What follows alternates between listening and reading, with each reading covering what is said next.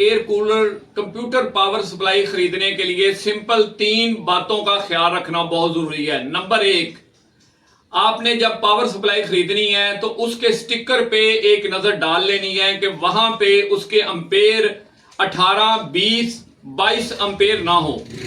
आपको कारीगर कूलर बेचने वाले कहेंगे कि 18 अंपेयर की सप्लाई खरीद लें, 20 अंपेयर की खरीद लें, लेकिन बिल आपने पे करना है, बिजली का बिल आपने अदा करना है, उन्होंने नहीं करना। उनकी बातों में आके आपने बहुत ज्यादा अंपेयर, बहुत ज्यादा वाट वाली सप्लाई नहीं खरीदनी। नंबर 2, आपने इस बात को कंफर्म करना है कि सप्लाई को अंदर से खोल के मॉडिफाई ना किया गया हो, उसका ऑप्टिक कपलर, आईसी वगैरह से उसका ट्रिपिंग सिस्टम ऑफ ना किया गया हो। अदरवाइज जैसे ही सप्लाई के आगे कोई शॉर्टिंग आएगी, कोई तारें वगैरह जुड़ जाएंगी, कोई और मसला होगा तो सप्लाई ट्रिप होने के बजाय या तो मोटर को जला देगी या खुद जल जाएगी। तीसरे नंबर पे आपने इस बात को भी मेक श्योर करना है कि पावर सप्लाई के ओरिजिनल वोल्ट, कंपनी 12 वोल्ट पे पावर सप्लाई बनाती है, उसको मॉडिफाई करके रजिस्टर वगैरह लगा के 14, 15, 16 वोल्ट ना कर दिया गया हो, वरना आपको एयर थ्रो तो बहुत ज्यादा मिलेगी, हवा बहुत तेज आएगी, लेकिन बिजली का बिल भी बहुत ज्यादा आएगा। आपको अपने 12 वोल्ट एयर कूलर के लिए कौन सी पावर सप्लाई खरीदनी चाहिए जो कम से कम बिजली कंज्यूम करें और ज्यादा लंबे टाइम के लिए चले। आपको प्लास्टिक बॉडी की पावर सप्लाई बाय करनी चाहिए, लोहे की बॉडी वाली कंप्यूटर की पावर सप्लाई खरीदनी चाहिए, बड़े साइज की पावर सप्लाई खरीदनी चाहिए, छोटे साइज की पावर सप्लाई खरीदनी चाहिए। ये एक ऐसा सवाल है जो कि आजकल जिस बंदे की भी पावर सप्लाई खराब होती है या जो भी बंदा 12 वोल्ट का एयर कूलर खरीदता है तो ये सवाल उसके ज़हन में आता है। तो आज की इस वीडियो में हम इसी सवाल को लेके आपको ये सारा मामला एक्सप्लेन करते हैं कि आपको कौन सी पावर सप्लाई लेनी चाहिए। फर्स्ट ऑफ ऑल, अगर आपके एयर कूलर में बलिनो मोटर लगी हुई है, मैं चाइना की बलिनो मोटर की बात कर रहा हूं जिसकी कॉपर वाइंडिंग नहीं है, जो आजकल आ रही हैं, तो अगर आप ये प्लास्टिक की पावर सप्लाई खरीद लेते हैं, ये कॉस्ट में सस्ती होती है, 1000 के करीब इसकी प्राइस है, ये आपको मिल जाती है। ये वाली पावर सप्लाई खरीद के आप अपना एयर कूलर चला सकते हैं, लेकिन इसकी लाइफ कम है, ये जल्दी ख़राब होती है। देखिए, ये मेरी ओपिनियन है, इस पर अगर आपको इतराज़ है, आप समझते हैं कि ये लॉन्ग टाइम चलती है, या आपको लगता है कि मैं अनफेयर कंप्यूटर की पावर सप्लाई को प्रमोट कर रहा हूं, तो ये आपकी थिंकिंग है। मैं बिल्कुल फेयर होकर आपको गाइड करने की कोशिश कर रहा हूं। अगर आपको मेरी बात गलत लगती है तो आपकी राय का भी एहतराम। अब बात मैं बिल्कुल सादा अल्फाज में करूंगा कि जो सिंपल बंदे हैं, जिनको इलेक्ट्रॉनिक्स की थ्योरी का नहीं पता, वो किस तरह 12 वोल्ट एयर कूलर के हिसाब से अच्छी पावर सप्लाई खरीदने में कामयाब हो सकते हैं।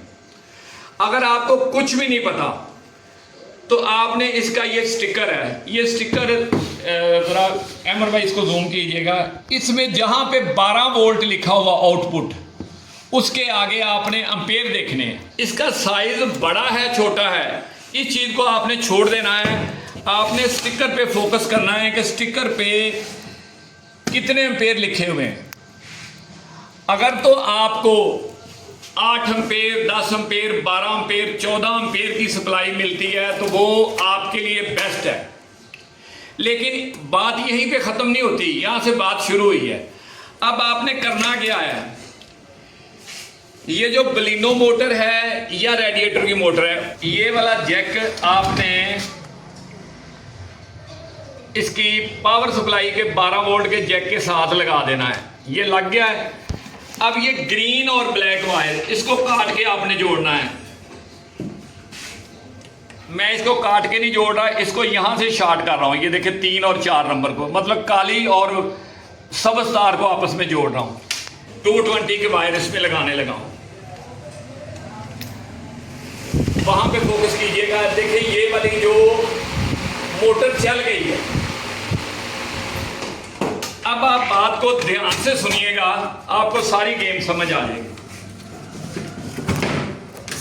ये वाली पावर सप्लाई अभी मैंने ओपन नहीं की, इसकी कोई मॉडिफिकेशन नहीं हुई। ना इसकी पीसी ना इसके आईसी से हमने इसको शॉर्ट किया है, ना इसका ऑप्टिक कपलर या फोटो कपलर उसको हमने शॉर्ट करके इसमें से आउटपुट नहीं निकाली। ये अपनी ओरिजिनल हालत में है। मतलब जैसे ही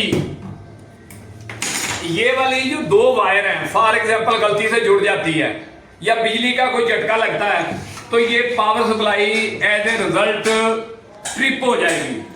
क्यों ट्रिप हो जाएगी? कि ये ओरिजिनल हालत में है।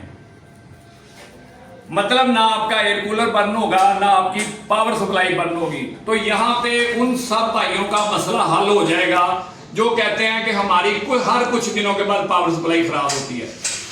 अगर वो ओरिजिनल हालत में पावर सप्लाई को अपने कूलर के साथ लगाएंगे तो उनका ये मसला खत्म हो जाएगा। दूसरी बात जो मैंने इससे पहले आपको बताई है कि आपने एम्पेयर भी देखने हैं। जैसे कि इस सप्लाई के एम्पेयर, ये देखें जरा फोकस कीजिएगा कितने एम्पेयर हैं इसके। जैसा कि ये पावर सप्लाई जो मेरे हाथ में है ये 250 वाट की है और 13 एम्पेयर की है।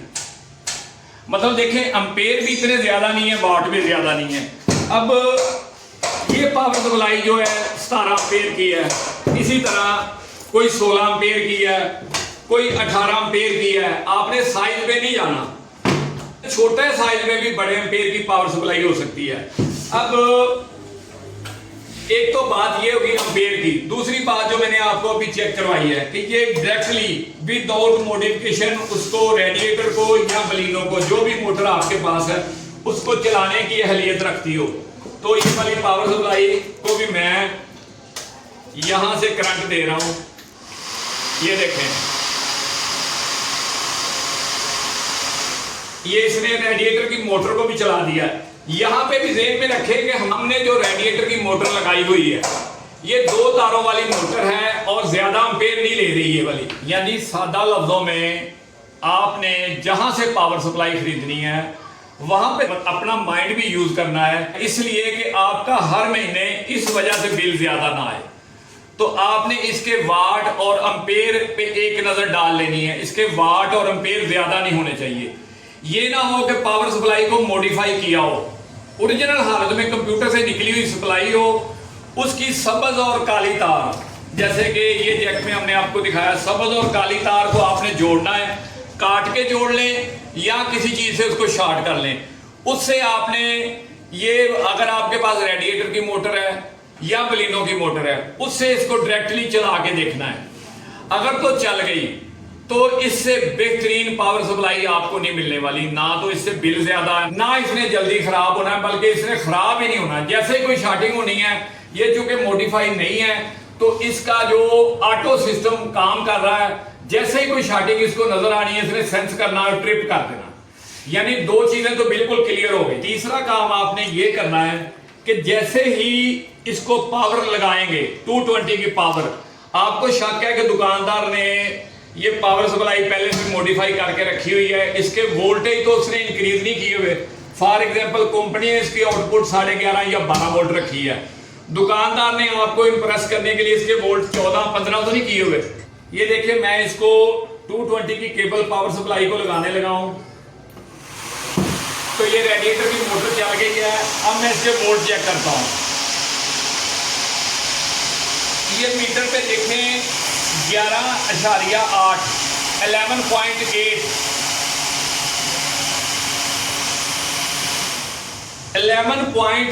वोल्ट आ रहे हैं। मतलब ये पावर सप्लाई अपने ओरिजिनल वोल्टेज पे है। यहां पे भी अगर आपको पंखे की स्पीड कम लग रही है तो आप पावर सप्लाई के अंदर जो वेरिएबल लगी हुई वोल्टेज को इंक्रीज डिक्रीज करने के लिए वहां से थोड़ा सा इसको एडजस्ट करके फैन की स्पीड बढ़ा सकते हैं। लेकिन 12 साढ़े 12 से ऊपर आपने नहीं जाना। अगर आपने उसके 14 वोल्ट कर लिए, 15 वोल्ट कर लिए, 16 वोल्ट कर लिए, हवा तो एयर थ्रो जो बहुत ज्यादा होगा, हवा बहुत दूर तक जाएगी, लेकिन बिजली का बिल भी बहुत ज्यादा आएगा। यानी ये आसान और सादा बातें हैं। अब आप कहते हैं कि मेरे पास मीटर भी नहीं है, मैं ऊपर से भी नहीं देख सकता कि इस पे कितने वाट लिखे हुए हैं, कितने एम्पेयर लिखे हुए हैं, ये मुझे कुछ भी नहीं पता। तो फिर आप ये काम कर लें कि आप पावर सप्लाई को ओरिजिनल हालत में देख लें कि उसकी कोई तार कटी तो नहीं हुई। वो कंप्यूटर से एज इट इज निकली हुई है, उसको डायरेक्टली चला के देख लें। अगर ये मोटर ना चली तो तब भी आपको समझ आ जाएगी कि ये वाली जो पावर सप्लाई है ये ट्रिप हो रही है। लेकिन आप 10 पावर सप्लाइयां निकालेंगे तो आपको 3-4 ऐसी जरूर मिल जाएंगी जो डायरेक्टली इन मोटर को चला रही होंगी। यही पावर सप्लाइयां आपको खरीदनी है, यही सबसे बड़ी एहतियात है जो आपने करनी है। यही सप्लाई सालों के साल आपके पास चलेगी, ना तो ये खराब होगी बल्कि स्टार्टिंग की सूरत में ये ट्रिप हो जाएगी। ये छोटी छोटी जो मैंने चीजें बिल्कुल आसान लफ्जों में बताई हैं, ये चीजें ना सिर्फ आपकी पावर सप्लाई की एज को बढ़ा देंगी, उसकी लाइफ को इंक्रीज कर देंगी, बल्कि आपका बिजली का बिल भी बहुत कम आ जाएगा। देखिए ये आसान है जो मैंने आपको बताया है, या वो आसान है कि आप बिल ज्यादा आने की सूरत में बापदा के दफ्तरों के चक्कर लगाएं, हुकूमत को बुरा भला कहें, बापदा वालों को बददुआएं दें। ओ भाई मेरे, अपनी ड्यूटी को भी हमें समझना चाहिए। कहीं ना कहीं हमारा भी तो काम है ना हमें गवर्नमेंट कह रही है कि आपने कौन सी पावर सप्लाई यूज करनी है, ना हमें बापदा कह रहा है, ना इससे अगर हम गलत सप्लाई लगाते हैं ना इससे बापदा को फायदा है ना गवर्नमेंट को फायदा है, ये हमारा ही नुकसान है। तो हमें किसी ना किसी जगह पे आके अपनी जिम्मेदारी को भी समझना चाहिए। ये छोटी सी एहतियात हमें बहुत बड़े बड़े फायदे दे सकती है। ठीक है जी वीवर, नेक्स्ट वीडियो में मिलते हैं, दुआओं में याद रखिएगा। अल्लाह हाफिज।